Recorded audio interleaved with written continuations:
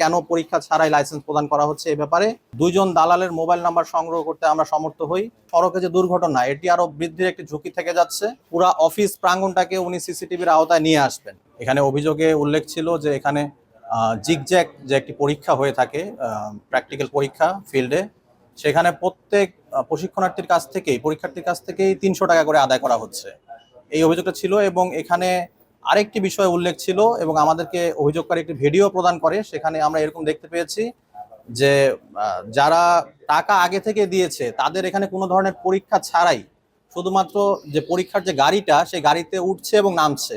এরকম আমরা কয়েকজনকে দেখলাম, তারা গাড়িতে উঠছে এবং নামছে, কোনো ধরনের ড্রাইভ করছে না। তো এমনটি যদি চলতে থাকে তাহলে আমরা আশা করছি ভবিষ্যতে সড়কে যে দুর্ঘটনা এটি আরো বৃদ্ধির একটি ঝুঁকি থেকে যাচ্ছে। আমরা এই ব্যাপারে এখানে যে সহকারী পরিচালক মহোদয় আছে ওনার কাছে জানতে চেয়েছি, উনি এটা কেন হয়েছে এটার জবাব চেয়ে একটি শোকজ লেটার এখানে যে মোটরযান পরিদর্শক আছে তার কাছে ইস্যু করবে।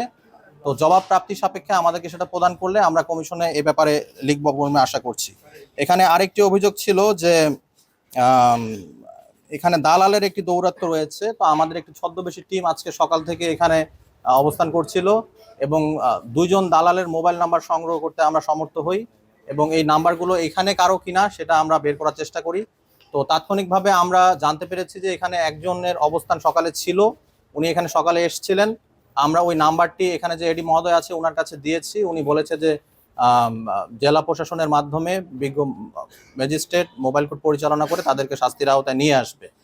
তো এছাড়াও আমাদের এখানে একটি অভিযোগ ছিল যে এখানে টিটিসিতে ৭০ জন প্রশিক্ষণার্থী গত ৩ মাস আগে একটি প্রশিক্ষণ করে এবং তাদের প্রত্যেকের কাছ থেকে ২৫০০ টাকা করে টোটাল ১,৭৫,০০০ টাকা এখানে প্রদান করে লাইসেন্স নেওয়া হবে মর্মে টিটিসি কর্তৃক আদায় করা হয়েছে এই টাকাটা। তো এই টাকাটা বিআরটি অফিসে প্রদান করা হয়েছে কিনা, কোন চ্যানেলে হয়েছে, এটা আমরা ভবিষ্যতে আরো খতিয়ে দেখব।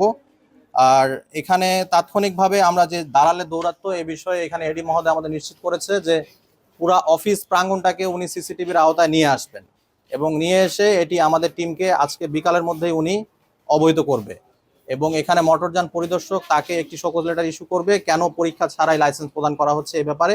টানা সপ্তমবারের মতো বেস্ট টিস্যু পেপার ব্র্যান্ড হিসেবে স্বীকৃতি পেয়েছে বসুন্ধরা টিস্যু। এবং ফিল্ডে কেন প্রতি প্রশিক্ষণার্থীর কাছ থেকে ৩০০ টাকা করে নেওয়া হচ্ছে এটিও উনি আমাদেরকে নিশ্চিত করেছেন। এছাড়াও এখানে আমরা একটি নাম্বার, মোবাইল নাম্বার আমরা ধারণা করছি এটি কোনো দালাল চক্রের হয়ে থাকবে, সেটি আমরা ওনাকে প্রোভাইড করেছি।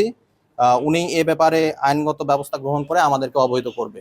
এর পাশাপাশি এখান থেকে চূড়ান্ত যে তাদের মানে এখানে অফিসার এবং স্টাফ এবং আউটসোর্সিং যারা কর্মরত রয়েছে তাদের একটি তালিকা গ্রহণ করেছি। আমরা যে আমাদের ছদ্মবেশী টিম যে মোবাইল নাম্বারগুলো কালেক্ট করেছে, সংগ্রহ করেছে, সেগুলোর সঙ্গে তাদের কোনো ধরনের আঘাত রয়েছে কিনা, তারা কখনো যোগাযোগ করেছে কিনা তাদের সঙ্গে, এটি আমরা ভেরিফাই করব।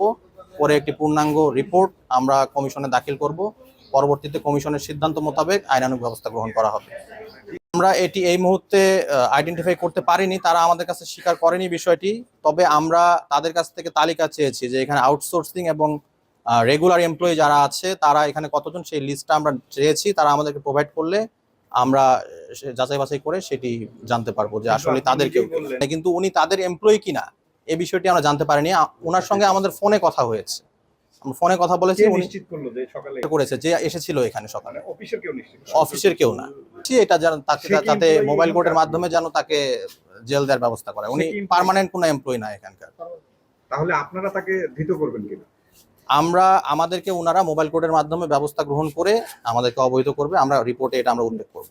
সেটা কতদিন সময় পেয়েছে? এটা আজকের মধ্যে আমরা তাদেরকে বলেছি বিকালের মধ্যে আমাদের জানানোর জন্য।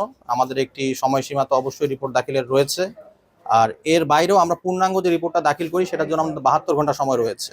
তো আমরা আশা করি আমরা ৩ দিনের মধ্যে এটা কমিশনে দাখিল করব। এখানে একটা বিষয়, যেহেতু আপনারা ধৃত করার চেষ্টা করছেন, তাদেরকে বলেছেন, তাহলে তাকে ফোন করলে সে এখানে আসতেই পারে, বা আপনারা করেছেন কিনা? না, আমরা জানতে পেরেছি যে তার বাসায় একটি সমস্যা, কে মারা গিয়েছে হয়তো তার বাসায় কেউ।